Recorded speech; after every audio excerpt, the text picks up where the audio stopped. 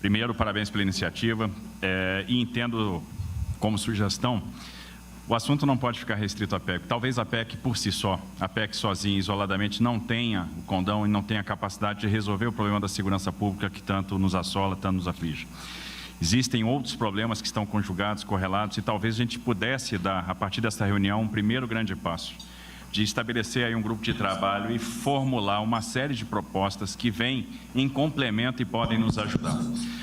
Uma coisa que nos preocupa muito e o ministro Lewandowski colocou isso com muita propriedade, a transposição do ilícito nos negócios lícitos, e isso vai drenando a competitividade. Vou dar um exemplo. Nós temos um problema sério com o setor de combustíveis, que é um dos setores preferidos pelo crime organizado hoje para a lavagem do dinheiro. E a gente está vendo a profusão de postos de gasolina que estão sendo adquiridos pelo crime, e até usinas de etanol hoje. E aí, se não houver um trabalho conjunto, a gente não vai chegar a lugar algum. Tramita no Congresso Nacional algumas leis que podem nos ajudar, como, por exemplo, a lei do devedor quanto mais. E isso é fundamental para nos ajudar a dar um passo contra essa questão da lavagem de dinheiro. Eu tenho certeza que se houvesse uma coordenação melhor daquilo que o COAF produz, com os GAECos nos estados, com as polícias, a gente poderia agir com mais oportunidade. Então, esse é um ponto fundamental. O Ministério Público tem nos ajudado muito no combate às organizações criminosas nos estados, mas às vezes falta o insumo, falta mais acesso às informações que são produzidas, por exemplo, pelo COAF. E aí, a inteligência, o follow the money é o que vai nos garantir, eventualmente, ter mais sucesso. Nos preocupa realmente, e a gente teria uma série de propostas, e é por isso que essa reunião pode ser um start para a gente trabalhar isso conjuntamente, mas nós temos propostas de alteração na lei de execução penal, na alteração de Código de Processo Penal, alterações no Código Penal, na alterações na lei das organizações criminosas, na lei de lavagem de dinheiro, no próprio Estatuto da Criança e do Adolescente, na lei que trata dos crimes contra a ordem econômica, enfim, penalidades na fiscalização do abastecimento nacional de combustíveis, alterações relacionadas à política nacional de biocombustíveis, porque o crime ele vai operando em todos esses setores. E o setor de combustível, obviamente, me preocupa muito, mas eles têm lavado dinheiro em clubes de futebol, têm lavado dinheiro em revendas de carros importados, têm lavado dinheiro numa série de outras atividades. Por isso, essa ação de inteligência é fundamental.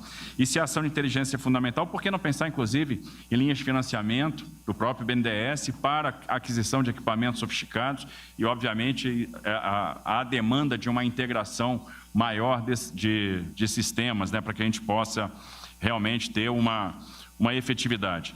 Com relação à fronteira, nos preocupa, e eu vejo que é uma preocupação do ministro Lewandowski também, por isso, a questão da polícia ostensiva, mas talvez esteja na hora da gente pensar num sistema nacional de controle de fronteiras. O governo federal deu um passo recente, criou a Política Nacional de Fronteiras, o Comitê Nacional de Fronteiras, vários organismos, organizações, instituições estão representadas lá, mas ainda não temos a representação dos estados. Então, é importante que a gente possa atuar conjuntamente na questão de fronteiras. Alguns estados já constituíram soluções locais que têm sido efetivas, como batalhões de fronteira, enfim, isso está presente. Agora, nos preocupa, por exemplo, a questão dos portos e aeroportos.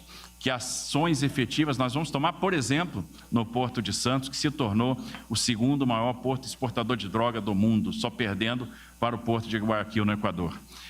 A mesma coisa vale para os aeroportos, enfim, nós temos aí uma série de ações para serem tomadas. Uma faixa de fronteira que representa quase 17% do nosso território e, obviamente, essa coordenação, e aí os estados podem ajudar e, por que não, ter as competências ampliadas para atuar com o governo federal no controle dessas fronteiras, também se equipando para tal e recebendo, eventualmente, atribuições. Então, eu entendo que é uma série, um elenco de sugestões que podem ser feitas. Hoje a gente está tomando contato com o texto da PEC pela primeira vez, acho que a gente precisa agora deglutir, digerir e aprofundar, mas entendo que a gente pode fazer uma série de movimentos conjugados e submeter não só a PEC, mas um pacote de medidas para o Congresso Nacional, de maneira que o Congresso, obviamente, tenha isso como prioridade. Nós temos que tratar essa questão de como a gente vai encarar as organizações criminosas na nossa legislação penal, na nossa lei de execuções. Essa questão, por exemplo, que foi colocada aqui da audiência de custódia, que é um ganho em muitos aspectos, mas é um problema também. Observe o que aconteceu recentemente. Tivemos um caso de sequestro no estado de São Paulo, uma prisão praticamente em flagrante, 4 sequestradores presos, que mantiveram um casal de idosos com mais de 70 anos em cativeiro, e os 4 sequestradores foram liberados na audiência de custódia. Isso é real, isso aconteceu agora. Semana passada, prendemos um criminoso com 850 quilos de cocaína aproximadamente. Não são 40 gramas, nem 50, 850 quilos de cocaína. E esse traficante foi solto na audiência de custódia. E são essas pessoas que vão ser reincidentes. A reincidência também nos preocupa. E aí tem um projeto do ministro Flávio Dino, que eu entendo que é um ganho, e a gente precisa coibir a liberação de criminosos em audiência de custódia quando eles são reincidentes, quando há habitualidade. Essa questão da habitualidade preocupa muito. Aquilo que tira a paz do cidadão nas ruas, roubo de celular. E a gente chega a prender o mesmo ladrão de celular 35 vezes. E ele vai para a rua. Então, aí dá a sensação que o Jerônimo colocou aqui, de ficar enxugando gelo. E eu entendo que não dá para tratar a questão da segurança pública de forma isolada.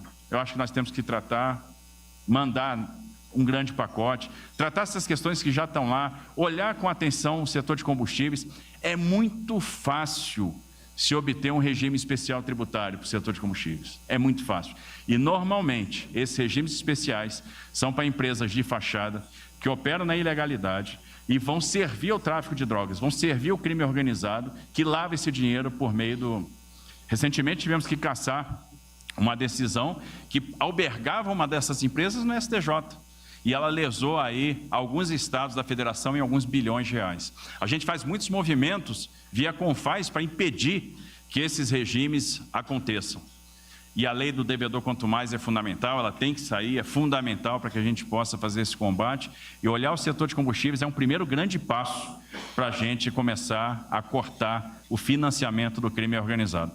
Então, entendo que a partir desse passo, presidente, a gente podia organizar um grande grupo, formular uma série de propostas e não se limitar à PEC, mas mandar um grande pacote para o Congresso Nacional que pode ser bastante efetivo. Obrigado, Tarcísio.